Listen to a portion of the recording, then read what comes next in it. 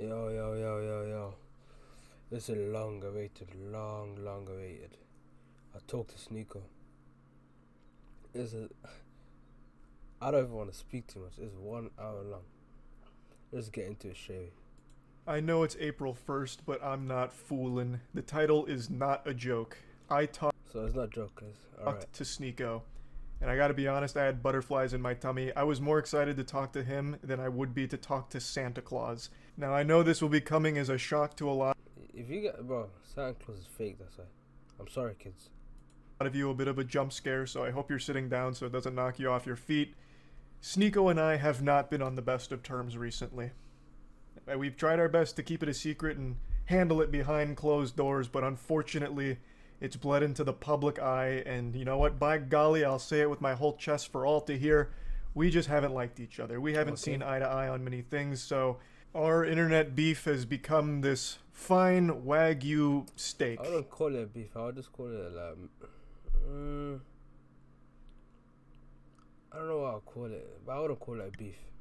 It's been this very tasty, juicy bit of drama between the two of us, and today it finally boiled over and we had a conversation. And I want to show you some clips from it. He actually asked me to record, so don't think that this was some kind of one-party consent thing where I pulled the wool over his eyes and pulled his fucking pants down to surprise him with a recording. He had actually asked me to, and I want to show you how this went, because it was actually a very interesting conversation we had.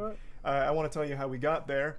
It's because last night I noticed Sneako was raving about cuties on Twitter yet again. Okay, wait. Cuties is really about how important Islamic values are. That's okay. Values are in the face of satanic. He's just blabbering. Again, talking about how much he We'll loves never it and how he'll debate. always defend it, but then said that I wouldn't debate him on it. And this little nugget of cringe had me scratching the hair on my chin, confused. I wouldn't debate you on it. I would actually love to hear your side of things on how you could possibly excuse the blatant sexualization of the child actresses in the film. Now, I'm not a debater. I actually am not a fan of debates in general. I prefer just general conversations as opposed to these true. like gotcha and leading questions and traps and shit. I think that's not very conducive to actual understanding of different sides of arguments. So I don't debate, but I was very willing to have this conversation with Sneako, and I reached out to talk to him, and he was more than willing to talk about it. So we did. We Don't talked be about mad, bro. cuties and even talked Don't about be all of mad, our bro. general grievances with each other. And this was a very different side of Sneako. I went into this expecting him to be his standard, unhinged, like very animated, cartoonish self that I see in all of his content on Twitter and Rumble, where he's doing these like temper tantrums and like throwing his ass in a circle and going wild, hog wild.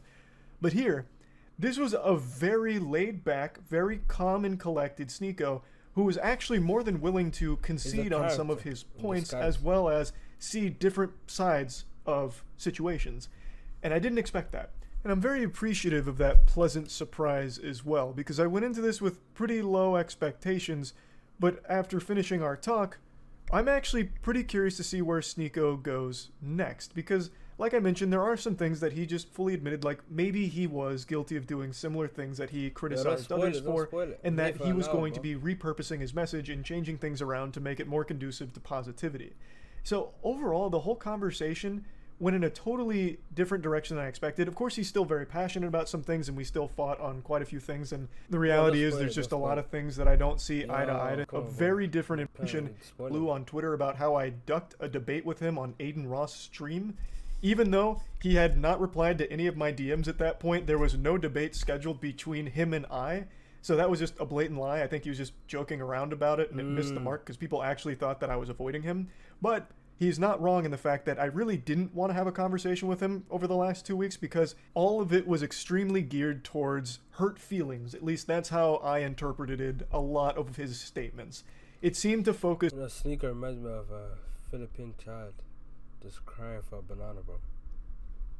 more on me saying "pu, you stink," and him taking it as he's canceling me. There's not a whole lot of productive conversation that can come from that, with me just explaining over and over again that I'm just insulting you, and that's the simple brass tacks of it. But over the last 48 hours, it really does feel like he's had this come to Jesus moment where he's recognized that I was never canceling him. I was making fun of him. He even issued an apology about bringing up my girlfriend and stuff like that, and has recognized that he has been off the mark on a lot of things recently as well. He also, like, apologized for being a cuck, which was a wild thing. He talked about how cuckoldry was a mistake. So it looks like he was never okay with it, even though for a time he did say everyone should try it. It looks like he's changed his perspective on that and now looks back on it with a lot of regret, which isn't surprising since those insults were not some of his favorite to keep hearing. So that's not really a discussion we had. I think and have always said, whatever happens between consenting adults in the bedroom is fine. As long as no one's getting fucking hurt, there's no, No, like... no, we don't accept that. We do not accept that. I'm sorry on that. We don't accept that. We do not at all. If you accept that, you're not a man to me, bro. Victims, it's consenting adults. You're good to do whatever makes you happiest. The reason I always talked about the cuckoldry is, one, because fucking hilarious that a lot of his beliefs now go very much against his past of being open to watching his girl get fucked in front of him by multiple men on a couple occasions. And two, it was illustrating a bit of ridiculousness with him being the moral authority on healthy relationships when he himself was in a very confusing one that he wasn't proud of, yet still preaching that people should do it anyway. That was the whole point behind it. I wasn't trying to kink shame like a lot of people started accusing me of. If you want to be a cuckold, then be a proud one and be okay with it and comfortable bro, in your I own don't skin. respect that, bro. At all. Despise people like that. You can say whatever, but I despise people like that at all, bro. If you like a woman and you just let her fuck a random nigga, come on, bro. Come on, bro. You're just a bitch. You gotta accept it. You're a bitch. About it. Straight bitch. So, it has seemed like he's been more receptive to real talk, and that's what we had. So let me go ahead and show you now. The first thing we talked about was cuties. This discussion with you about cuties since I dropped that video back in 2020. How time flies, man. Well, better late than never. So, have you seen the movie? Yeah. So, you mentioned you saw my video, so yeah, you know I didn't. What the movie's about, bro. I actually do not know, and I don't want to know. Finished the movie. I physically couldn't. I found it just to be completely repulsive. You see? I don't even want to know, bro.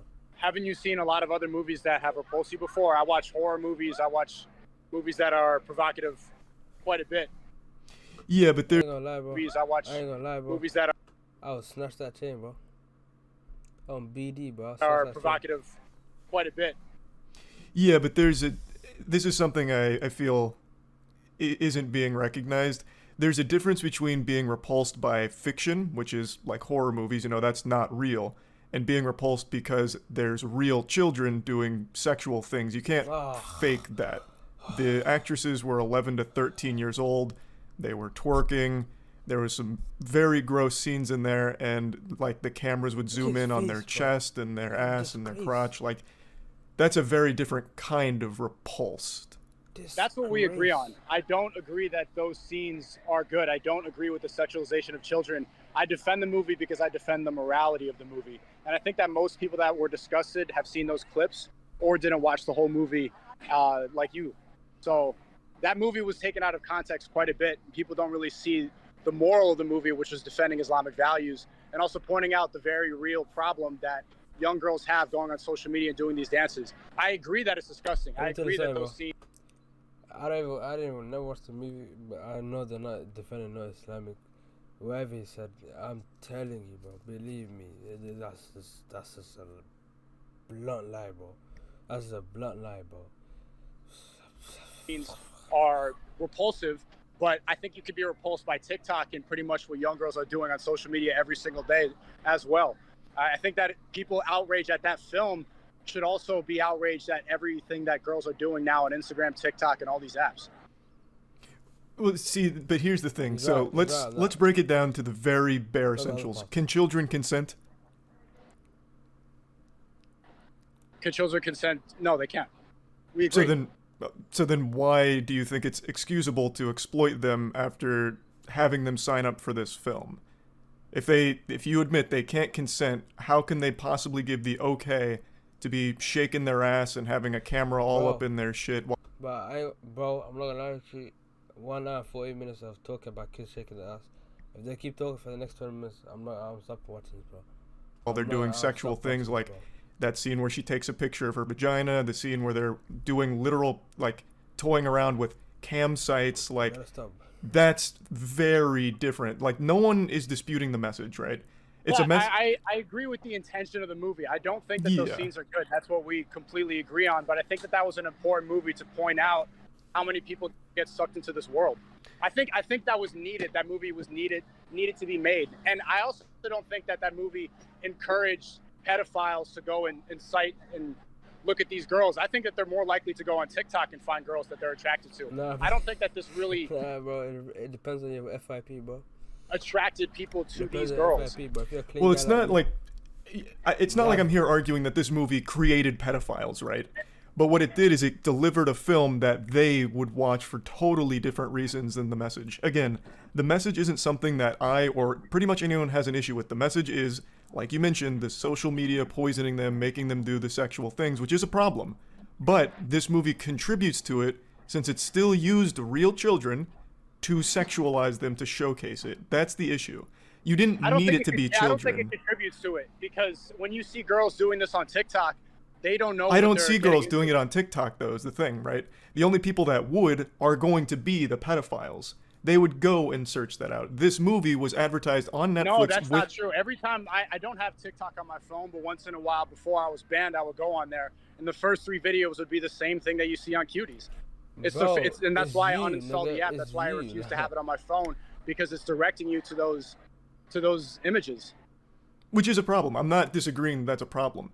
But that doesn't make this film... We agree, but we just disagree that I think the movie was important to point out a flaw. Personally, I never empathized with girls being directed to that site before I saw that movie. That really made me understand what it's like to be a girl and grow up in that age.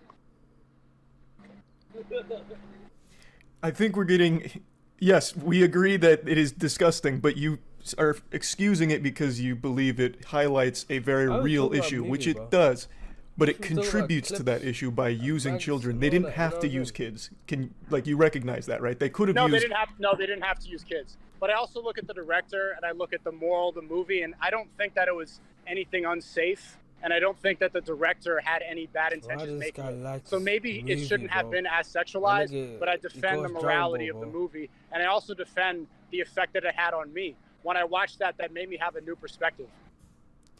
But do you see why that's kind of... Jesus. Sorry, that was my cat. Do you see why that's kind of concerning to hear, though? Because in the time that I watched that film, there were unreal amounts of sexual scenes. In fact, the majority of the movie was them doing like the dance routines where they're smacking each other's ass, zoomed in on them shaking their ass in the camera. There's that scene where a security guard's like, "What are you girls doing here?" And they're like, "We're dancers." He's like, "Prove it." So they start twerking for him, and he's like, "Oh, great, get in here." Like, that is a problem, no matter how you spin it. Again, the message is fine. There was never anything wrong with the message, and maybe the intention of the director was... How would you tell the director to convey the message in a different way? You would just not use children. You could deliver the same message and you don't use children. The problem is I don't think it would be effective. I don't think it would be as effective. It's unfortunate that it's misinterpreted, but you couldn't be able to have that effect and show how provocative and how dangerous it is without using kids. Yeah, of course, the shots probably did not need to be that bad, but when I watched that, I was absolutely disgusted.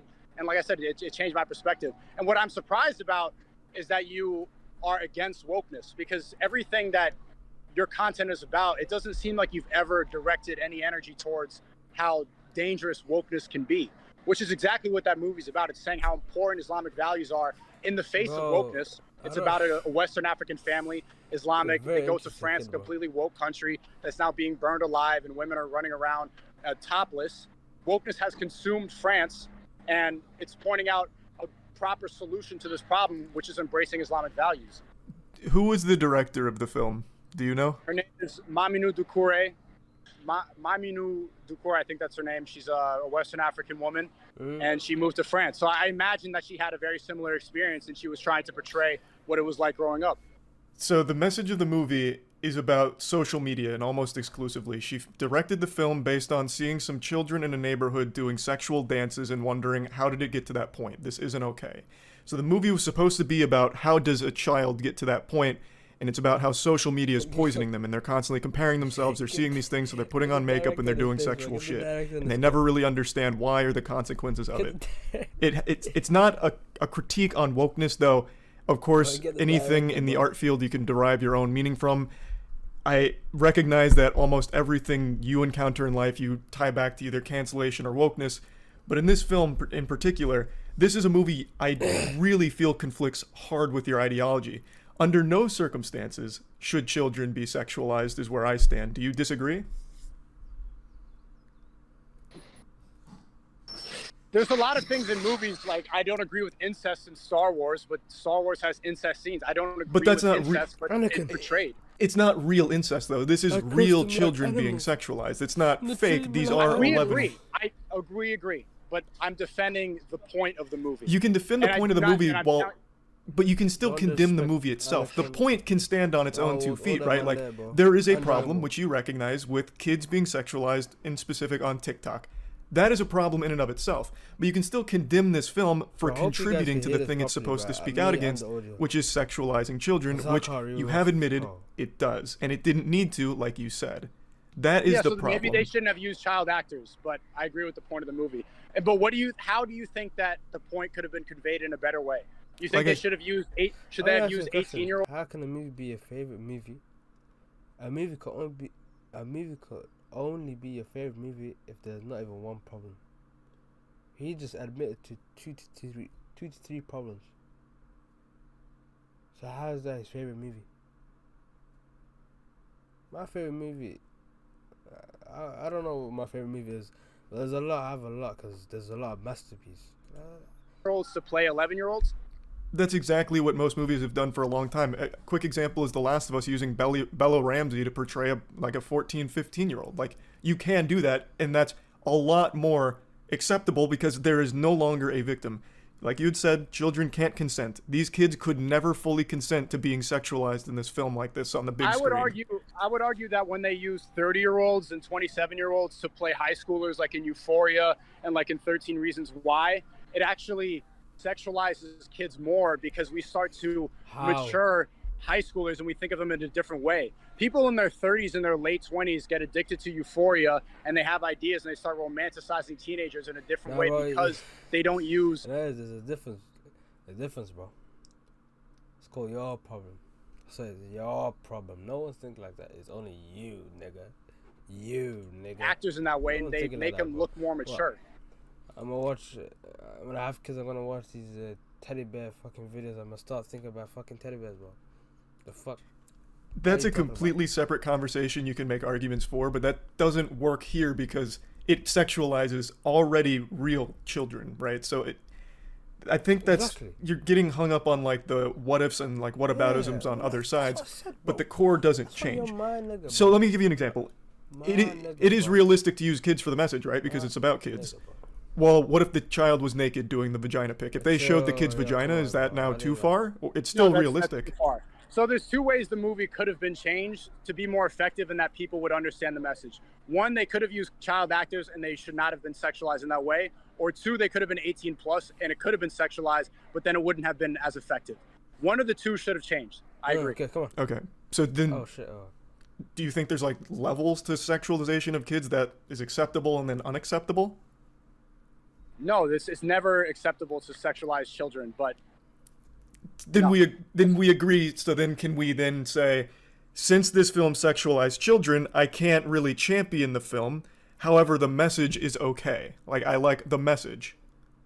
I agree completely. But the reason I defend that movie is because I think everybody just saw those scenes and looked past the message and looked past the good moral that the director had when making it. That could very well be the case for some people, right? 100%. I would say most people. Most people who hate the movie haven't seen it. Most of the people accusing me of being a pedophile for defending the movie haven't seen it and have no idea what it's about. They've just seen those scenes. But they're also... How would you call it your favorite movie when you have 2-3 problems with it? I would never call it a movie when there's problems with it. That could never be your best movie, bro. There's problems with it. And plus, you can never call it a masterpiece because you just admitted to 2-3 problems, bro. That is that simple. What the hell? So still not wrong for being upset about those scenes. Like, can you recognize that? I think they should be more upset. at the problem. I think people should direct that anger instead of calling me a pedophile on the internet. They should look at the system that turns these girls into sexual objects at a young age and be more angry at that. That is the real issue. But they girls into sexual objects at a young age and be more angry at that. That is the real issue. That is the bigger problem at large. They do, though. It's not mutually exclusive, like where it's one or the other. Do they? Do you? Do I what? It's not mutually exclusive, like where it's one or the other. Do they? Do you? Do I what? Talk about the problem? Do you direct that anger? I see you. Now, from here, we started branching off into other conversational topics, but I do want to go ahead and give a little wrap-up here. After talking to him about it, it really feels like he sticks to his guns just out of pure stubbornness because he's defended it for so long. He's unwilling to forfeit on the point, even though he can clearly recognize that the sexualization of children is a bad thing. And since the movie sexualizes children, it is full stop a bad thing. He can't separate the message and applaud the message without applauding the whole film, which is a problem. He repeatedly calls it his favorite movie and how important it is, but he's only referring to the intentions with the message, and the message is fine, but the film itself is not fine. It wanted to speak out against social media, poisoning these children and you know, having them do sexual things, and it's horrible. The film wanted to call that out and point a light at how horrible it is. But doing so, they used real 11 to 13-year-olds and actually sexualized them. Thus, it's a fucking horrible thing that they produced. And by my definition, and many people's definition, is child porn. That shouldn't be defended by any means. Now, I wish Sneako would be able to just separate the message from the film, because the message is fine. That is something that you can applaud, but not the film itself. Follow the narrative that's popular on social media, but I don't see you ever directed at the problem. Do you agree that wokeness is one of the biggest problems that corrupts kids nowadays? Define wokeness. Wokeness is the liberal ideology, is feelings over facts. I identify this way because I feel like it is, there's no gender, nothing matters. I do as I want. No, everything that's promoted on social media. Oh, shit. Do you realize half of what you just described is how you've lived your life for the last year? Like feelings over facts, for example. You champion bullying. You think bullying needs to come back. I have never canceled you. Can you recognize that? I've actually always spoke out against deplatforming, if you've ever noticed. I spoke out against it. No, but you were also disingenuous. When I called out the soy boy collage, you were like, these people just hurt my feelings. Most of those people actively advocated. I just want to say that bullying, what he said about bullying, that's not correct. It's not correct at all. At all. Unacceptable. One person. Nick is not green is the only person. True. That's not true. Ethan Klein celebrated and clapped when I was banned and said, good, finally this misogynist is banned. What happens on the internet, I understand. It's good to have back and forth. Bullying is good because it makes you have to develop your character in a different way. That's not why I was upset. I was upset because a lot of people were secretly happy or secretly hoping that I was going to get banned because they disagree with my ideology. But then why am I on that list when I've only ever spoke out against deplatforming? That seems like I'm there because I hurt your feelings. You didn't hurt my feelings. I thought it was funny because you do look like the rest of them. I don't understand how, but we're not here to get into the nitty-gritty, I guess. Yeah, don't distract my boy, bro. I'm telling you now, bro. Watch out. Now, after talking to Sneako, it became clear that he really lives his life fearful of wokeness. He is constantly haunted by the woke boogeyman, like he's trapped in Luigi's mansion, but every ghost is woke. It's one of those things where every topic we started talking about always tied back to either cancellation or wokeness, which I think is pretty sad to be in that state of, I guess, unease, where he's always feeling as though woke is breathing down his neck. It's haunting his dreams like Freddy Krueger. But I'm going to get into that just a little bit more in a second. I do want to mention that collage where he's claiming it's not people that hurt his feelings, it's people that like advocated for his cancellation and shit, which again, I never did. I have only ever made fun of him and insulted him.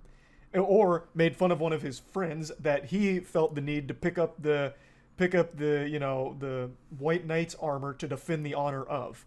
So I, under no circumstances, fit any of his definitions there, except for he thinks I look like the rest of the people there, which I have still not to this day seen a single living, breathing human being that has said there is similarity between anyone on that collage. fucking 30 people on that collage, and there's no similarity amongst any of them. All types of different backgrounds, faces, hair, everything, beliefs. It's not even fucking close. I don't know what he's seeing there. Maybe he's like face blind, so he sees everyone as like a default RuneScape character on Tutorial Island. I don't know. But anyway, back to the woke topic. I wanted him to define woke, and he gave me his definition of woke. To his credit, that was more than I would have expected, because last time I saw someone try to define woke, it was a fucking disaster. But he clearly does have at least some belief on what wokeness is and what it means to him. Now, he asked me if I think that's the biggest problem facing the youth today. And I didn't really get to get a clear answer in there because he kept switching kind of rapidly. My answer is no.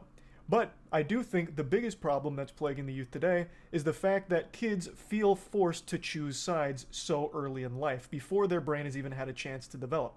Now, whether you want to subscribe to one side of the political spectrum or the other, you are always being forced down one path in this level of tribalism where you always have to blindly support that side and hate everything and everyone on the other. I think that shit sucks fuck. I think that's a horrible way of living life, and it leads to a situation that we see a lot now where people aren't friends with someone that don't share every single thing in common. For example, I have friends that I disagree with on many things, but we're still friends at the end of the day because we do have commonality in like personality, and we have fun together. We don't need to agree on everything, and I wouldn't want that. I don't like echo chambers. And regardless of if you're on the woke side or the anti-woke side, you put yourself in an echo chamber no matter what. And both sides eat you alive if you so much as critique something about that side. It seems like it's constantly discouraged to think for yourself. You have to be fed your thoughts, whether that's being fed the thoughts that Sneako hates or being fed the thoughts that Sneako champions. It's always being fed your own idea, their ideas, and then you try and adopt them as your own, and any kind of deviation from that is frowned upon in the communities. And in fact, if you decide you don't want to go down either of those paths and you try and like take information from both sides and form your own perspective, you get insulted for being a centrist. What is the meme? Enlightened centrist? There is no winning. The only winning move is not to play. That is what I feel the biggest problem is for the youth, is forcing them to make these decisions where they have to play for one team or the other for their whole fucking life, and then regardless of which side you choose to go to, you still get eaten alive by members of the same community if you're somewhat out of line or thinking too hard for yourself. That's what I think the biggest problem is with growing up with social media and Twitter constantly plaguing people's minds, which in turn leads to everyone being miserable and mad at everything and everyone. I think it's Twitter. I think that's what's. I don't know, man. I don't like Twitter things. I just don't like it. And I also think it lends itself to making everyone more isolated and lonely, because then they lock themselves online, constantly fighting battles for their ideology on Twitter with fucking random bot accounts and actual nonsense every hour of every day. So that would be my answer to what is actually plaguing the youth. Similar. Overall, and you can see it with the Fresh and Fit video that you still haven't corrected, where you called Fresh a virgin. A lot of it, and you see people that hate me, they're like, oh, this alpha male Sneako, and I've never once called myself that. I don't think I'm an alpha male. I advocate towards things that are conservative. I advocate towards Islamic values. That doesn't mean that I think I am an alpha male. I've never called you an alpha male. You're talking to someone. You've called my friends that. You've called Fresh and Fit that, and you haven't. They call them. You are really hung up on fighting for the honor of Fresh and Fit. What I did was exactly what you preach. I made fun of him. Calling him a virgin is a joke. Do I think he's actually a virgin? Probably not. And it's not even a good joke. Like, that's the laziest joke of all time. Which is why it wasn't like the crux of it. I just made it as a throwaway statement in the middle of a rant about his ridiculous story. This is something that clearly weighs heavy on the mind of Sneako, where I insulted his friend, and my God, he has not let that go. This has become like his Vietnam, because it really seems to have taken a big toll on his psyche. He believes I owe a retraction and apology for making fun of him and calling out his story. And he says that I was wrong about all of it, even though, I'll play the clip in a moment, further into our conversation, he also admits he doesn't know if he actually fucked the 3 women that he claimed he did. Nobody knows. The story itself is outrageous. What they proved is he had DMs like... Lord have mercy. Give me a second. What the hell did you just say? Further into our conversation, he also admits he doesn't know if he actually fucked the 3 women that he claimed he did. Nobody knows. The story itself is outrageous. What they proved is he had DMs, like a conversation with the NBA player, but that doesn't corroborate the whole story. There is no apology or retraction necessary. It is still such a fucking crazy story he told that probably wouldn't even happen in the most obscure Brazzers porno ever. Because you don't correct your mistakes. You were wrong about Fresh and Fit. You were wrong about Andrew Tate, and you were wrong about the movie Cuties. Okay. Well, I'm glad you tied it back to Cuties, but before we get back to that, how am I... Andrew Tate. I feel like I'm one of the very few people on the internet who corrects himself. Whenever I make a mistake, I do go and make a clarification. For example, I got something wrong with a content creator holding a stand-up competition that was absolute dog shit, and then someone came there and made fun of him, and I didn't know the full context. Once I got the full context, I went back and made a follow-up video to explain it in more depth with more clarity. I always do that. With Fresh and Fit, you really hung up on this idea that he fucked 3 women that night after meeting an NBA player at a bar, and they exchanged Instagram information, and it turns out they were Eskimo bros with the same girl's pussy. Like, it's an outrageous story. Now, whether or not it's true, you haven't proved it either. Were you there watching him fuck? Were you cheering him on? He verified it. He showed the DMs with the basketball player. They did the whole podcast verifying the story. The DMs. You didn't correct it. Okay, so you didn't correct that. They did verify the story. You didn't correct it. Did they have the basketball player? Did they have the basketball player and the 3 girls he fucked come on and be like, oh my god, he absolutely plowed the shit out of me. It was the best. Why are they arguing about fucking a bitch, bro? I don't get it. Why though? Sex of my life. Did he have? That would never happen. But he did show the DMs with the basketball player verifying the story and that he did go to the party. Whether or not you want to believe he was with 3 women, I wasn't there either. I guess we're never gonna know. But he did get the DMs from the basketball player. To add on to this, if there's even small elements of that story that are somewhat true, I guarantee the whole thing is still embellished because the story he told is a work of fucking Tumblr fan fiction.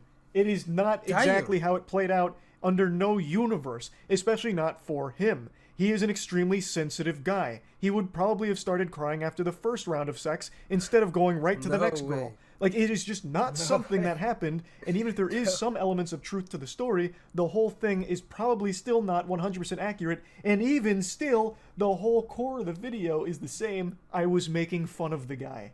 That would still stay entirely intact. Now, I'm getting carried away with Fresh and Fit here. The conversational topic here was about not correcting things that I've got wrong. And I've actually prided myself on being willing to accept when I'm wrong. I think that's one of the most important qualities a person can have in something that is very unfortunately absent from most people in the current day and age, where everyone has this complete reluctance and this like, ooh, yuckiness, I can't be wrong, I have to be perfect all the time attitude. I am more than willing to embrace and accept when I get things wrong. Which is why I made so many videos saying, I was wrong about this, got this wrong, this one was off, and adding more clarity to situations that I've covered when more information came out, or if something turned out to be... let me give you a quote off the head. It's good to crash so you can learn how to fly. Fraudulent. I have done that for years, and I always have. In the case of Fresh and Fit, there is nothing to fucking correct. Now, I'm going a little out of order of our conversation because we kept bouncing back and forth between certain things, fucking pinballing around, but I'm trying to connect all the points together. So we're going to talk about the Andrew Tate thing in a moment. That's something we talked about for a little bit. Come on, no disrespect to Tate Andrew Tate is very clearly someone my that boy right there, is a heavy influence in Sneako's life. But before then, I do want to focus on a couple other things we talked about, and that's him victimizing himself constantly. This is something I've called out, and I wanted to hear his perspective on it. A lot of the things you critique the woke for are ones that you actively partake in. Victimization, that's a big thing with the woke, right? Constantly playing the victim. Do you recognize how often you play the victim in terms of like, I'm being canceled, everyone's against me, you go on your Discord to talk more about it, even this morning talking and naming and shaming people that you think have slighted you as like a cancellation. You do the exact same things. Like, you are also an SJW. That's not victimizing. That's actively pointing out that literally every streamer, the entire internet, all of YouTube reacted to your video. I drop a response where I even apologize for going out of character and getting emotional, and then people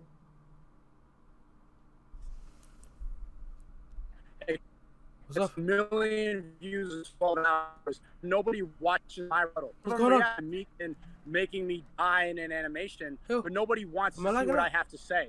I've become a caricature on YouTube Bro. rather than somebody who has something You to say. scared me, bro. I've become a meme because I I am thought my banned. Wi-Fi left. That's not victimizing. That's actively pointing out Damn. how strong censorship is Oh, and how fuck. people on Shit, mainstream shit out platforms of can me, run bro. with the narrative when you're not there.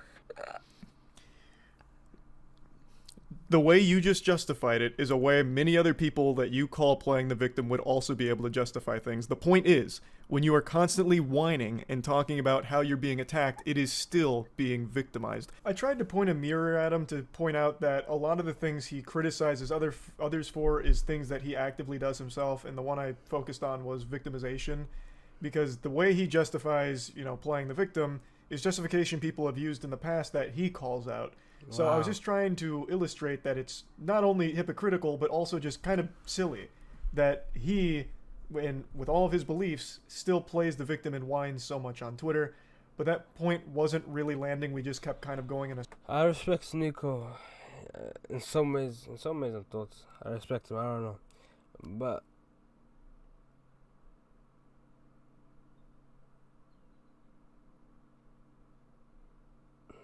you know when your brain lags out for a second. circle about that one, Just so I carry don't on, want to bro. focus on it too much here. It's disingenuous, and now we're having the debate, but you would rather DM and go and make this about drama. Trying to remember what I Oh, let said. me go and react and do more drama content rather than have a conversation. But I never and I'm did glad that. you're doing it now. But Who? you have to remember that I didn't start any of this. Forget You reacted to me telling jokes about your friend, and then had your audience tell me, and that went on for like 2 weeks, and so eventually I explained why I don't like you. And then when I did that, that was the only time I planned on talking about you. You went on stream with your gun to threaten me, and you kept it up for 3 months, adding me... I didn't do that to threaten you. That was a joke about clips. You actually think I was threatening you? Whether or You're not gonna you talk about were... victimized. You're gonna think, okay, you're gonna say victimized, and you're gonna say I'm actively trying to threaten you by I saying a clips joke on a stream. I don't think you were actually coming after my life. It doesn't change the fact that for 3 months you continued to carry it on. I wasn't reacting to you. I wasn't even talking about you. This was a quick point that I think he did see my side on. He likes to make the claim that I was farming him for views and AdSense money, which couldn't be further from the truth. I never wanted to talk about Sneako. I never had plans of doing it. He kept poking and prodding me until I did. And then, once I did, he wasn't happy that I was so mean in my Yo, bro, if response you see this, that for bro, 3 months he did care. If you see this, bro, somehow I thought if God just makes you just watch this video, even 1 minute, it doesn't matter. Just write Goku, bro. Just write Goku. That's all Goku. That's all, bro. Carry on this very one-sided beef until, once again, I decided to spit and play in the pig pen, and I made a tweet firing back at him after months of not even mentioning him, and then made a follow-up video. But it was never part of my agenda to do that. And I think after explaining it to him, he did see that he was really the instigator. And I am glad that he did have that, realization after our conversation, that he was willing to accept that. I think that is healthy, that he was open to seeing that, okay, maybe I was wrong and his intention wasn't drama AdSense farming. What do you think that I've said that I don't believe in? So we'll use our beef, for Yo, example. type what You city think I'm weak he's for in. not taking you up on a boxing fight. But on the same Sneako, side of what that city coin, he's in. you won't take Brandon Buckingham up on that boxing fight. The whole point was I don't Oh, stand by this my is beliefs a because good I one. won't fight you for it. Well, with that perspective, why wouldn't you fight Brandon Buckingham when you Ooh. feel so strongly about your beliefs and he says the Ooh. same things I Ooh, do? ooh, ooh. Wouldn't you want to prove Because that the you first stand... fight that I want to take, would be against somebody, one, who has more clout than me, two, I So disagree with selfish. They can devour him. ideologically. I don't disagree with So him you can ideologically devour at all. him. But he I says the don't same really things I know. say about you. This person has been obsessed for a long time. He's suing me for emotional distress. Personally, I don't care about this person, and there's no benefit for me to take That my is a first good- fight with this person. So then if your I fought beliefs... somebody, I challenge the person, and it's for a long time. But he I says the don't same really things I know. say about you. This person has been obsessed for a long time. He's suing me for emotional distress. Personally, I don't care about this person, and there's no That's a benefit funny- for me to take my first fight with this person. So then if your I fought beliefs... somebody, I challenge. So then the reason I was banned on Twitter for challenging Hasanabi to a fight. One, because a lot of people want to see that. He's well known. He disagrees with me completely. There's a lot of tension for that fight. If I fought you, you have said a lot of things that are very negative about me. Context though, you disagree in a lot of things. There's no reason to fight though, is it? Just sit down, talk out like man to man, and that's it.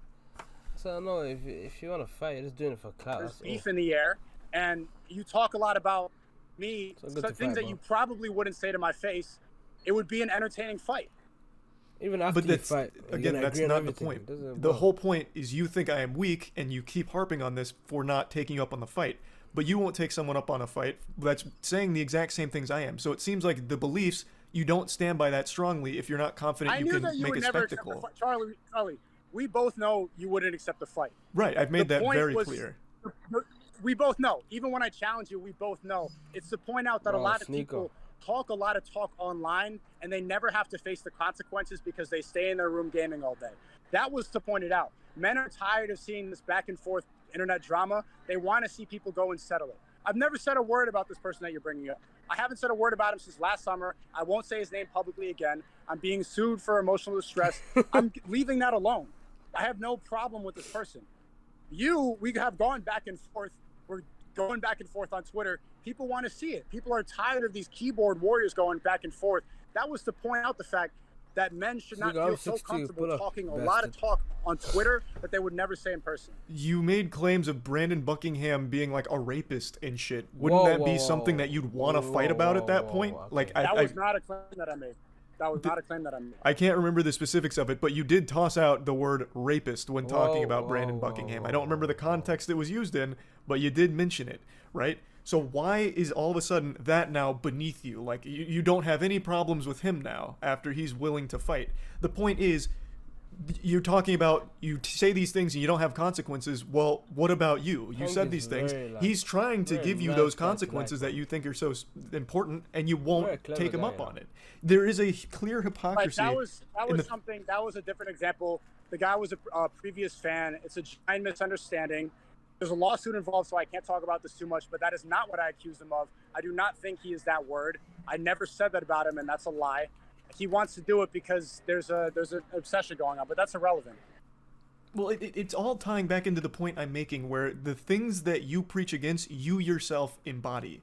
I'm not trying to use this as a gotcha moment, but I do think it's important to illustrate here that Sneako is still denying this claim, even though there's tons and tons of video evidence where he does say that Brandon Buckingham was threatening to rape someone. He says it multiple times, and that's what the lawsuit was about. But it doesn't prevent Sneako from fighting Brandon Buckingham if he was, open to it for defending the beliefs and stuff, which is the point I was trying to make.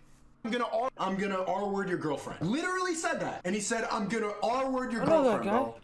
I know this guy. I used to watch him back in the day.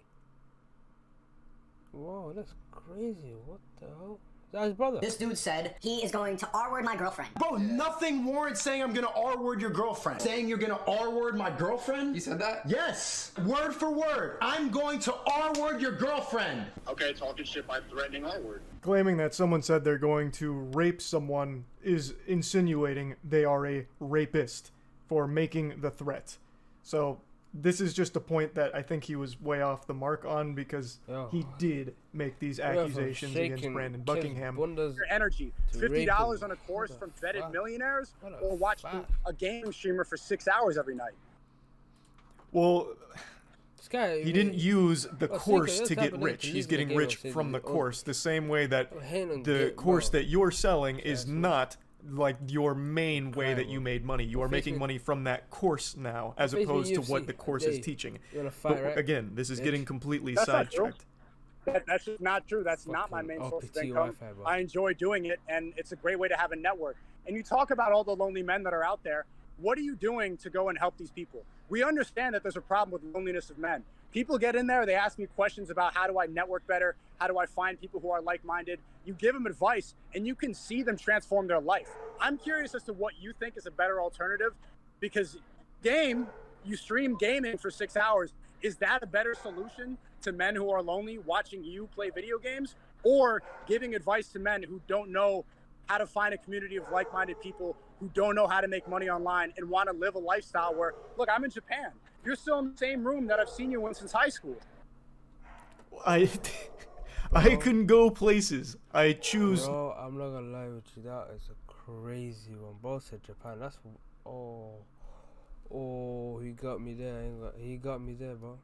Let's not lie to ourselves. He got me there. We all know we all want to go to Japan. We all want to go to Japan. Let's not lie to ourselves.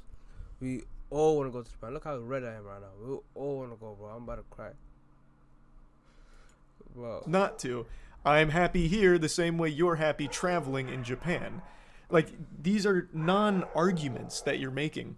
It's the same argument I've never seen you outside of your room. And I don't know how many years I've seen you on YouTube. I've never seen you out of your room. I've seen you with dildos in your room, throwing it at each other and your friends. I've never seen you travel. I've never seen you network with other people. I've never seen you show your audience what's possible if they make money as well. I've seen you play video games since like 2016. In one of the clips you showed of me, I am outside at Gasparilla with my girlfriend. What are you talking about? We got into a little bit more of a heated argument about this point. I do still take great issue with gurus charging for courses, much like Sneako does with the creativity kit, and it's something he actually pitched a lot during our conversation, so it seems something that he strongly believes in. I don't know if that's because of the monetary gain he experiences from it, or if he truly believes it is something that's changing lives, but he did pitch it multiple times because I pointed out that I don't like that kind of shit. It feels exploitative to people that are desperate and looking for anything, whether it's a sense of community or a sense of, here's how to get successful like me. When really the success is built upon the people that pay for it, not what you're preaching. At least the majority of the time that's the case. And then he made the false claim about, you don't showcase what's possible because you stay in your room a lot. Which I do stay in my room a lot, but there is so much content on my channel where I'm outside of my room. It's baffling that he'd even try and make that claim with a straight face. And even in the number one thing he showed for me, which is the picture of me and my girlfriend, we are literally outside at a party. So I don't understand why he keeps making that claim that I don't leave my room or I'm only in the house. But it is something that I fought him on, and he did clearly see he was incorrect on. So another thing he was willing to concede. But still maintaining that courses like $50 a month isn't a lot of money, especially for the value he believes people get out of it. And maybe I can only speak for everything I've ever seen, but I've never read or met someone who is successful because they bought a online guru's course. I only ever see or hear about the people who've lost so much more money than they ever had to spend because they're chasing this fucking hopium that's being peddled their way with these courses and guides. Now again, Sneako's might not be that. I haven't read it, I'm not 100% sure, but the vast majority of these guru courses are completely worthless scams. You're talking about things that are agreeable, and this is what I've said about Andrew Tate. He doesn't always say silly, dumb shit, but he does, and he couples it with good, real things, like you mentioned, porn addiction is a problem. Like, no one's gonna disagree with that, but everything that you're sprinkling in outside of it is totally fucking irrelevant to the rest of it, man. You going and flexing on your audience isn't showing them what's possible, it's showing what's possible when they're paying for your lifestyle. The advice you give, you thrive off them staying miserable, right? The second they get happy, the second they get money, the second I definitely don't. They will not be paying for your course anymore. If my audience does not get value from my content, they're going to leave. The reality is that streamers and content creators like you, the audience always grows up. They watch a little of the gaming content, then they grow up. They're not learning anything, and so they go to another content creator. They go to somebody else who's popular or trendy. You need to add value to the audience, or else they are going to grow out of it. And the value of most things is entertainment. What you used to do was humor interlaced with your stuff. Now it's just preaching to the choir of people that already subscribe to your hive mind. You're still doing the same thing. That's what you see on Twitter because that's the only mainstream platform that I'm still allowed to be on. If you watch my stream, I have watched your in streams. A couple weeks. When I watch my stream for 4 hours, it's not preaching. A lot of it's humor. My motto is seek truth through funny. Which you've abandoned. What's going on in the world. It seems you have completely abandoned that. I have watched your streams. I have.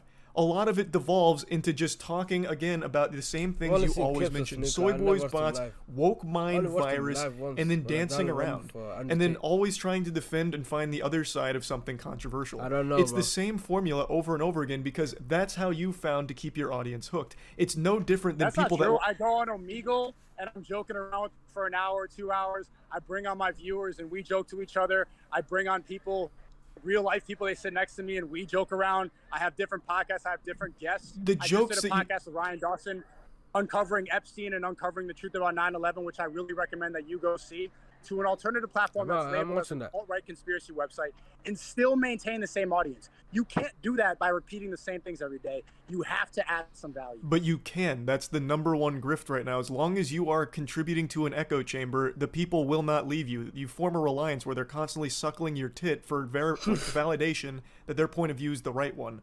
And the more that you claim the victim, the more that solidifies and cements them that that belief is the correct one because That's people are absolutely attacking not them. true at all. I've been talking about the woke mind virus for a long time, and now my audience wants to get to know the truth. So I've been interviewing different people. I did a whole podcast uncovering Epstein and who's actually on the client list because that's one big conspiracy theory that people want to know more about. I did an entire podcast uncovering 9/11 Yo, and the Epstein's Iraq War is that and fuck what nigga, right? happened and why war is created by Epstein's that fuck nigga, right? The nigga that takes children to the jungle, and he. I guess, I'm not about something like that. I deception. don't want. I'm getting into more things because if you get repetitive, they're I gonna know leave. what's going on. Admittedly, bro. I do fully feel know. bad doing one thing like that I talking hate about when that other stuff, people do, which is, like you mentioned, box him into categories. Because it is very possible, outside of all the content I've watched from him, that he does other things. Now, I have seen a lot of him. I've watched quite a few streams now, out of curiosity, since his big meltdown with the whole dancing with the gun thing about our beef. So I went on there and I did watch some of his streams from that point forward, but they always went the same way. But I do think it was unfair of me to try and box it in and say he's always doing the same thing when it is entirely possible that it's just my exposure to it and what I've seen so far. So I do completely concede that it is possible he does more and talk about more than just what I see on Twitter and the streams that I've seen. But it is worth mentioning later into this discussion, he boxes me in and says all I do is sit in my room playing video games on stream for 7 hours a day. So he is still guilty of the same thing he's accusing others of, which is a point I like to make, but he doesn't fully realize when I say it to him. But hopefully, after our conversation, he does take a step back and recognize, like, okay, I am guilty of a lot of the things I'm accusing others of. But anyway, that was a point that was kind of branching off from the core topic at this moment of the discussion, which was courses. I have no respect for people that are selling courses on, like, here's how you make money. The number one way to make money, guaranteed success. You're gonna, make it with this one. Give me this amount of money every month for my book. I always find that to be exploitative, shitty, scummy, and completely useless. Those kind of creators, those kind of people, they rely on desperation. So facts. let's think about this logically. Why would someone who's selling courses on happiness and how not to be lonely, how to get laid, or how to make money, why would they actually want you to succeed? Because then they lose you as a customer. It is far more in their interest to keep you miserable to keep buying the product. And it is something a lot of them are guilty of doing. Now, I haven't seen Sneako's Creativity Kit, so I can't say for sure if he is also guilty of it as well. Maybe he does try and offer legitimate advice and actually help people. It is possible. But that's not the case for the vast majority of them, which is why I always call it out as this is scummy, or at the very least, unnecessary. We live in a time where you have access to all the information you could ever want. You just need to search it up. You don't need to be paying people that you view as successful to learn their secrets, when those secrets they're revealing aren't what they used to get wealthy in the first place. It's selling you hope. When you are buying their product, you are filling their pockets. That is the product, the book. Not what's in it, it's the book. They're making their money off your purchase of the book. They're not making their money off of the advice they've given you, at least not the majority of the time. And that's what I was trying to talk about here. What are your beliefs? What are they? I don't know them. Can you tell me what you believe in? Yeah, I feel like I've made my beliefs very clear.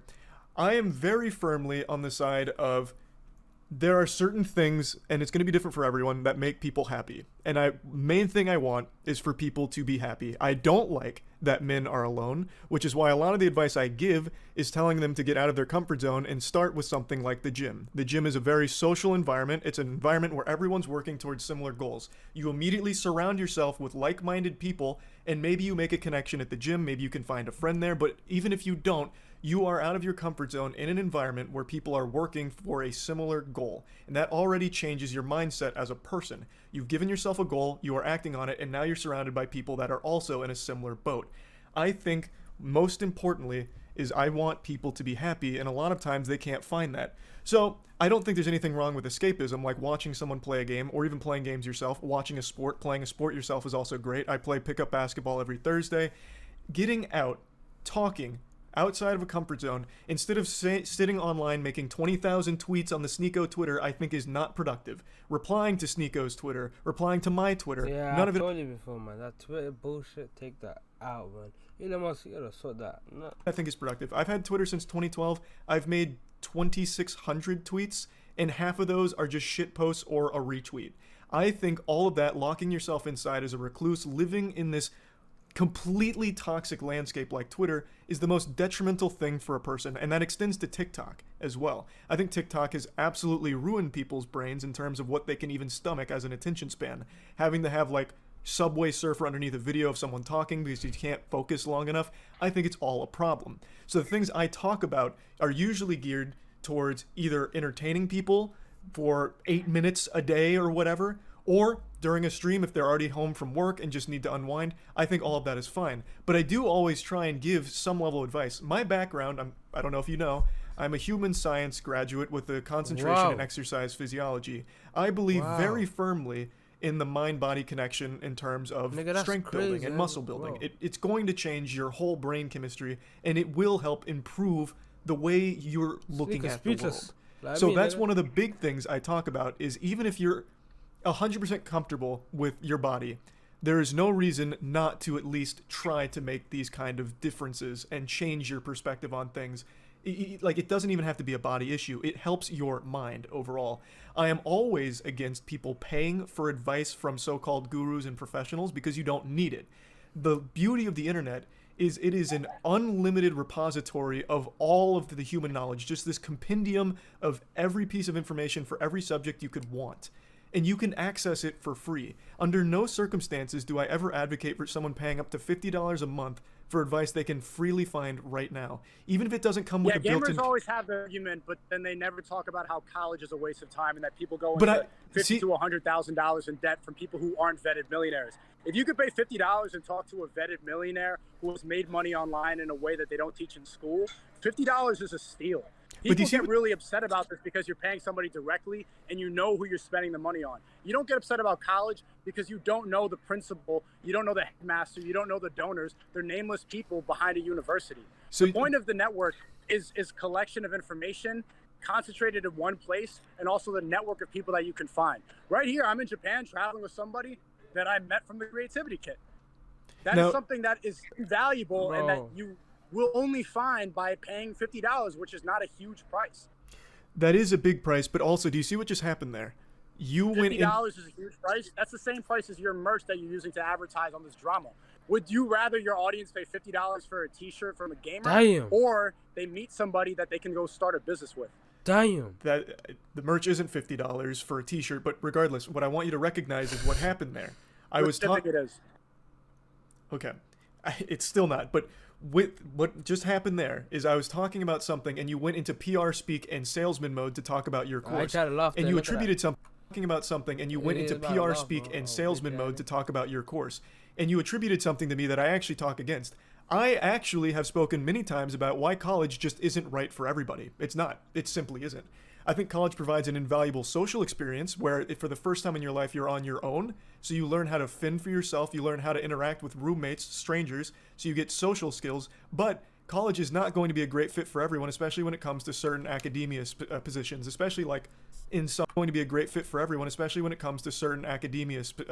especially like in some art fields. I actually talk a lot about that, but you keep lumping me in with this perception of a gamer. and these beliefs that you don't know anything about me on, and yet you still put me in there. Then you should probably make them more clear. I do. I've been personally watching your videos for years, and I had no idea about any of this. So, I've seen you gaming. I've seen you react to drama content. I didn't know that was your method to make people happy, which I think is a narrow way of answering that question about what you believe in and what your belief system is. I was still but that's going. fine. But I'm glad that you said that, and I think that you should reiterate that more in your video to add more value to your audience. So you said you've watched for a long time. These aren't secrets. I made a video 6 years ago. I just double checked. I uploaded a video 6 years ago called "You're Getting Fucked by College Textbooks." The entire video is about how college textbooks in particular are a massive scam and a very predatory system that universities are using. I do talk about these things.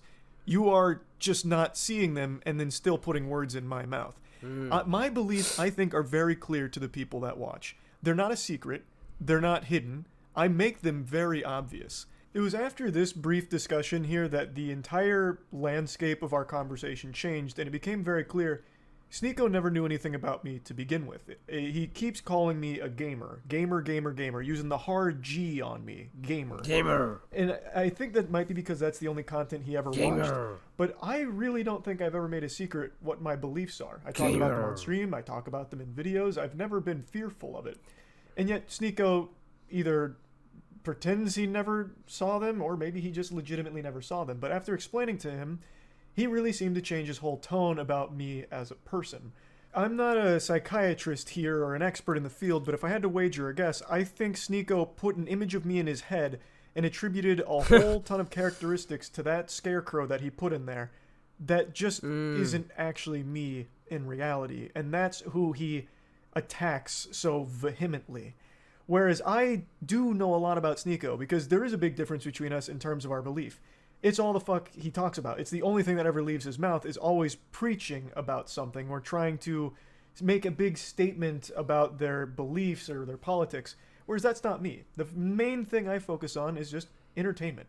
My videos are made purely for fun. It's just because I thought it'd be entertaining. It's a silly topic. It's something fun. And that's it. There's never really anything too much deeper.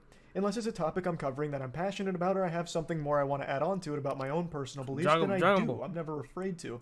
But it's not all I talk about, whereas for Sneako and a lot of people in his circle, their main content is talking about what they believe, whereas my main thing is just making entertaining shit. So maybe that's a core misunderstanding here, because he clearly didn't really know much about me. Whereas I do know a lot about him, since he is so open with everything. He wears his fucking heart on his sleeve. And I just disagree with a lot of it. But a big difference is, I don't hate people that I disagree with on things. In fact, there is nobody in the world, not even my best friends, that I agree with on every issue, every time, and see eye to eye on everything. I don't like that anyway. He's a wise I wouldn't man. want to have someone I agree with on everything. I think it's important to have different perspectives and different opinions. It's how you grow and it's how you learn as well. So I don't get mad when people disagree with me or have different things that I don't agree with. That doesn't piss me off. But for Sneako, it clearly has, and he really didn't even know anything about me to begin with here until after our conversation. Now, I know I'm cutting up our conversation quite a bit here, but I'm just trying to focus on like the big chunk topics that we tackled. One of them that we did touch on quite a bit and got pretty passionate about is gaming. And like Sneako firmly believes that people that are gaming or watching sports are wasting their time. Completely valueless. Entertainment like that has no value whatsoever. And I kept trying to point out that there's nothing wrong with entertainment, like watching sports, watching movies, watching streams, playing games. All that's fine in moderation. But Sneako only views it through one lens, which is excess, obsession, addiction, where all they do is watch sports, play games, do this and that. And then, of course, it is very detrimental, and it is bad for overall health. I'm not going to bother showing clips from that because that one just really went in circles. I think there's just a fundamental disagreement there where Sneako believes anything that's entertainment driven is just not worth it, and time could always be spent better doing anything else. But then he puts his content on a pedestal that's an exception to his rule where, no, this content that I make is the one that's valuable. Everything else is worthless. This is the value. This, 4 hours, 5 hours of Rumble streaming and, whatever's going on over there, that's a good use of time, and all the other streams like gaming and all that's terrible. So that got really muddy and messy, and there wasn't really any way we met somewhere and like had a perspective that made sense to each other, because his stream is just as much guilty of being a waste of time by his definition as my stream playing a game. It's still a form of entertainment and escapism, no matter how you spin it. I don't see how your message is somehow bolstered by spamming slurs, for example. Like during that stream with the gun. I couldn't listen to you because you kept saying slurs. How is that necessarily helping make people happy or positive in any way, shape, or form? What does that do to contribute to your overall goal? Because it's not humor either, so it's not seeking truth through funny. It's literally just spamming slurs because you were mad at me. It is. The reason that it's funny is because I'm on a platform that has free speech, and you're not bound by wokeness where you can't say certain words and you're labeled racist or homophobic or transphobic, where you can say things even if you don't mean them, because we're not trapped with words. But why say something you don't? Why say something you don't mean though? What does that do? Wouldn't that go against your ideology where you're like faking it? That's not a word. A word doesn't encourage. A word doesn't encompass a whole belief system. A word can be funny. The word faggot is funny. Yo. That was the funniest thing you said this whole debate. Chill. How is that? I don't. You're laughing now. See? Well, it's because it's just an outrageous claim. Yeah, it's like exactly. talking to a It's child. outrageous. Well, You're no, like proving my point. It's no. outrageous. It's funny. Your defense This is of the it. first time we laughed this whole time. First Well, time we laughed this whole thing. this is- because of one little word. Yes, because it's such a silly defense of it. It's like a child who hears fuck for the first time and he's like, "Woohoo, daddy said fuck." Like things started to go a little goofy mode here, a little wacko style. So the slurs is something I've mentioned. I couldn't watch him on stream because he just kept saying the F slur. And my point here was, why? It doesn't really accomplish anything for his goals or anything like that. He's just spamming slurs, which makes it sound like he's just mad at me and trying to choose the worst words he can think of. Now, looking back on it, I do regret not pushing a bit more on this point because there was a lot I wanted to say on it, but I just got so thrown off and blown away by his explanation of all of it that I totally forgot to expand. Because he really only says the F slur, the homophobic slur. And he says it doesn't encompass a whole belief system. Okay, well then why is it only that slur? I don't think I've ever heard him start spamming the N-word, hard R, or anything like that. You, nigga. And he's very open about how much he appreciates the Islamic faith. I've never heard him use any slurs against Muslims or anything like that. So if you feel so strongly that words don't necessarily indicate your actual beliefs, then why aren't you using more slurs? Why don't you drop more racist slurs during your stream? Why is the only one you use the F slur? If this is really how you feel about those words, then why aren't you using all of the other slurs? If they don't mean anything, and you feel so comfortable with Rumble allowing you to use the F slur so loosey-goosey, why is it only that one? Why not every slur? I'm just curious if there's like a tier list of slurs for you. I would have liked to ask more on that, but I guess I'll do it now in post. Which it seems like you can recognize. Do you believe that? Okay, guys, Do you believe that Andrew and Tristan Tate are innocent? That I don't know. They could be, and I've said that from the start. You don't have a belief on that? Well, because I don't have the evidence. They've been charged twice with the human trafficking, but none of the evidence is public. You didn't look at all the victims and their allegations and how everything was exposed on WhatsApp, how they plan to make a Netflix movie out of this. All of that was online. I think. But then, if you cover current events, this is something you jump onto the pizza box, but you don't take the time to go and look at all the evidence that was debunked. That's not true, though, because why do you spend the narrative laughing at somebody falsely in prison, but you can't go and just look at a couple screenshots and see that as garbage? You're laughing at the pizza box putting 2 people in jail because of what you saw on Twitter. When I say the word faggot or I say a slur, it's just a funny word to say. There's no consequences for that. Nobody goes to jail falsely. I have looked at the evidence from both sides. I always do. I don't just go to these tribes and just assume everything on my side is right and everything on that side is wrong. I take information from all angles in order to find where I personally sit on this perspective, on this situation. So, for the Tate brothers, being charged twice with human trafficking, while there is some shady shit from the victims, there is still real merit to some of the things that people were talking about, such as something you talked about as well. The taking of the passports from some of the women and getting there under the guise that they would be able to date them. Those are very odd, very peculiar things. So it's not like it's just, all of that's wrong and we have to disregard all of it because this is here. There is, on both sides here, evidence that makes it a very complicated case, which is why it's gone on for so long, right? It's not one where I know the answer. They could be innocent. They could be guilty. I do think it's weird they've now been charged twice. There is some very odd things there because that's not exactly a light thing to come after someone for. And there is things that you have talked about. Do you think that it's wrong that people can go to jail for 4 months without any evidence or charges? And even outside of the Tates, I have said that in this country, where you can go to jail on suspicion of things without ever being charged. It's a problem. Yes, it is a problem. Okay. I didn't see that video. I saw the video laughing about the pizza box putting him in jail. Did you make a video about that? Yes, and I talked. Well, it's in that video where I say I don't know if he's guilty. I don't like if there's real victims here. Like I would never celebrate. What did I say about this nigga, bro? He makes points that are just, bro. It just what. Someone being a human trafficker because there's victims. I wouldn't celebrate him being a human trafficker. That means there are real victims there. Even though I disagree with like his Hustlers University and a lot of the dumb shit he says, I wouldn't want him to be a human trafficker. That means there are real victims being in terrible situations. I did say that, and I don't know if he's guilty. I don't know if he's innocent. Nobody does right now except for them and whatever's going on in Romania. The joking about a pizza box is things I make about anything that has craziness around it, like the Gwyneth Paltrow trial. There's so much silliness there that I talk about, but at the end of the day, I don't know who's innocent or guilty. I'm joking about the goofiness of things that have come up, right? What's going on? What's going on? I gotta get going. He's about to get run up. He mentioned Andrew Tate, and this is another thing. Andrew Tate is very clearly an important figure in Sneako's life. And I made 2 videos covering Andrew Tate. One of them joking about Hustlers University and just a lot of the silly things that he's done, and the other when he got arrested. So, let's talk about that. I have always maintained that Andrew Tate is a very entertaining clown most of the time, but much like a lot of personalities online, especially ones that sell courses, he has to sprinkle in very agreeable things with some of his rants. So he has good things that he actually will say, especially in terms of like men and their loneliness, and how working out is extremely beneficial to helping with mentality and just general overall mood and well-being.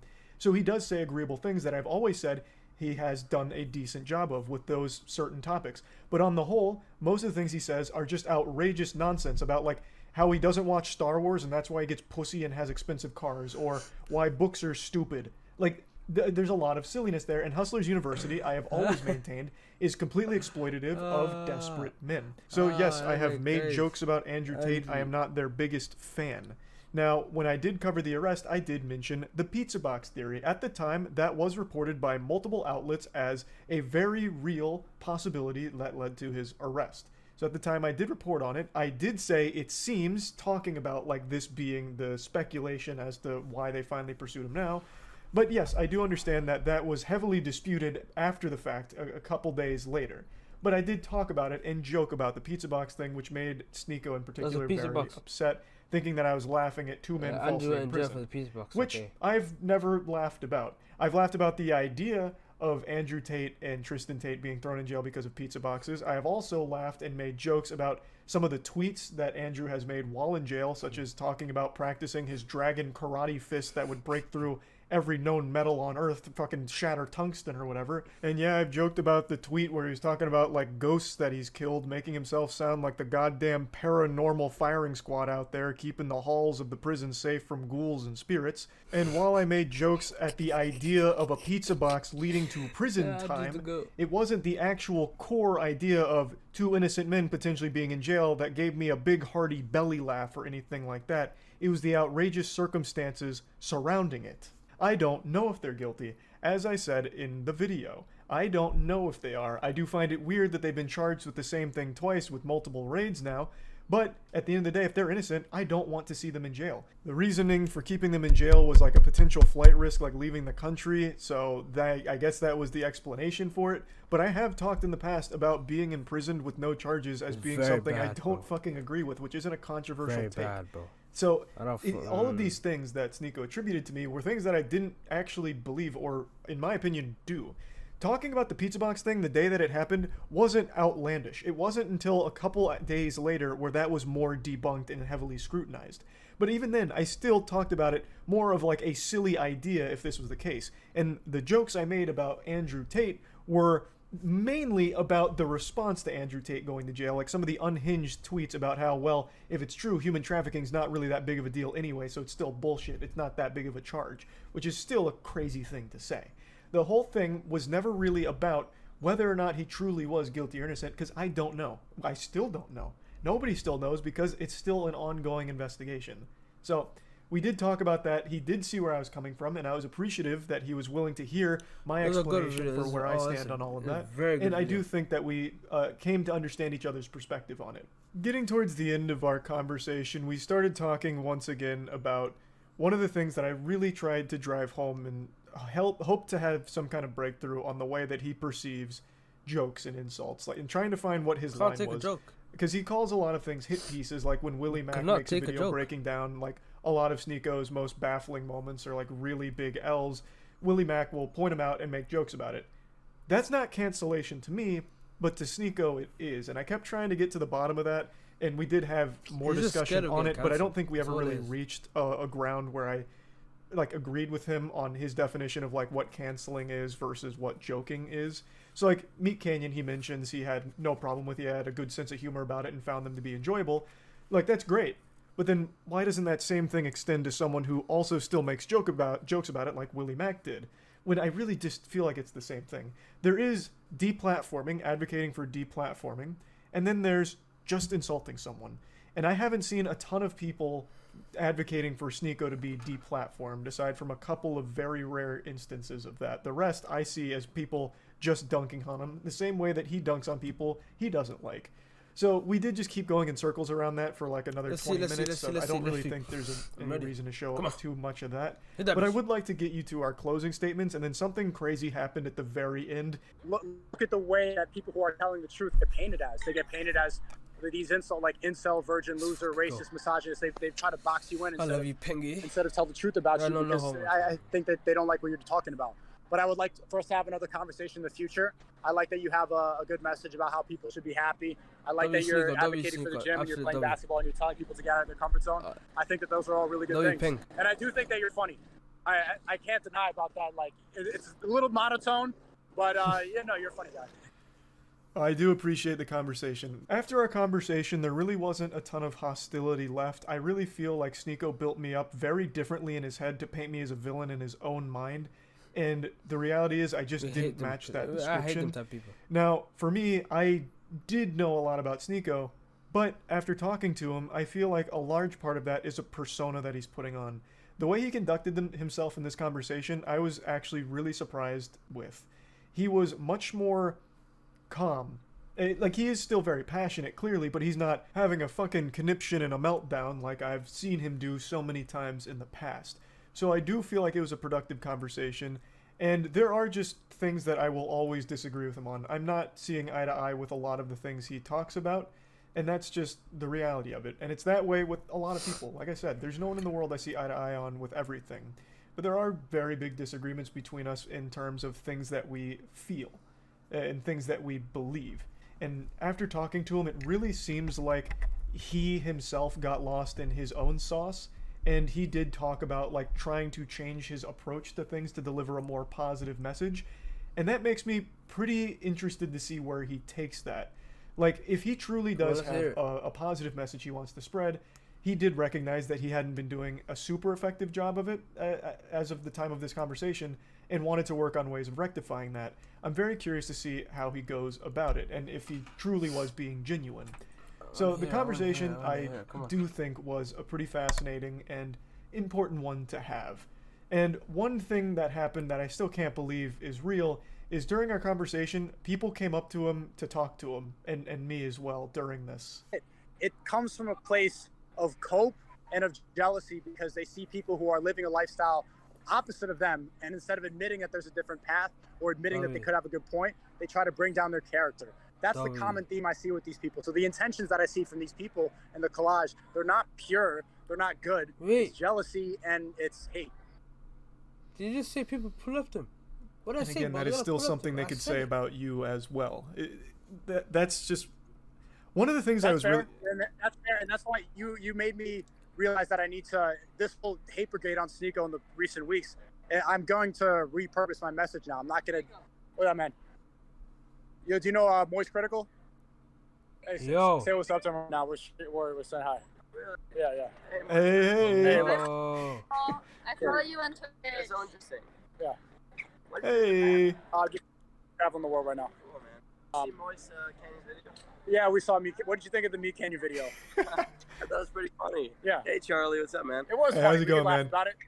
Cool. Hey, Charlie. We squashed the beef. Oh, that's awesome, dude. Yeah. I've been actually more able to talk to you more. It's funny. I think that's a good way to end it on. Hope we could talk again in the future. I don't think we should have beef. And yeah, you did. I want to thank you for starting that whole Sneako hate brigade, because it's like, yeah, you know what? Maybe I am guilty of doing the same things that I am mad about, and I do attribute a lot of that to being canceled and a lot of resentment about that. But I just have to spread positivity now and not engage in the same type of behavior that I criticize. Yeah, you're right about that. So I'm just gonna go and, I'm not gonna go attack mode anymore. I don't think that there's any value to that. It's just gonna come back to me. Well, I actually really appreciate the Wow, that's conversation, good, man. bro. It's nice to That's hear a good like way a to more end it. See, that's human what I side like, of you bro. outside of like, what I see on Twitter or Rumble. I actually do think this was a very valuable conversation, so I appreciate you taking. Oh! I really appreciate you taking the time to Charlie have got a attacked. bit of a call with me about it. Yeah, thanks, man. And mags, not clips. Yeah, from now on, bro, if you're gonna be talking about guns, No get the way, terminology bro. right. You very much offended me with that one. No way. After Whoa. Our best to keep it a secret and handle it. For starting that whole. Now it. Well, I actually really appreciate the conversation, man. It's not Rumble. Really appreciate. Thanks, man. And mags, not clips. Yeah, from now on, bro, if you're gonna be talking about guns, get the terminology right. Yeah. With me about it. Yeah, thanks, man. And mags, not clips. Yeah, from now on, bro, if you're gonna be talking about guns, Yeah. get the terminology right. You very much offended me with that one. Damn. Look at the smile in his face, bro. They're both smiling. I'm smiling. My cat downstairs smiling. His cat is smiling. We're all smiling, bro. Oh, that was a long video, bro. Wow. W Sneako, first of all. W Charlie to get in through his head. He didn't get through his head, but they just talk. They talk like real men. Real men. That's all they did. Real men just spoke to each other. That's all it is. I respect them, bro. This is a long video. I gotta cut it now, man. But yeah, subscribe. All that you already know, man. All that boom shit. Nah, chill. Not this video.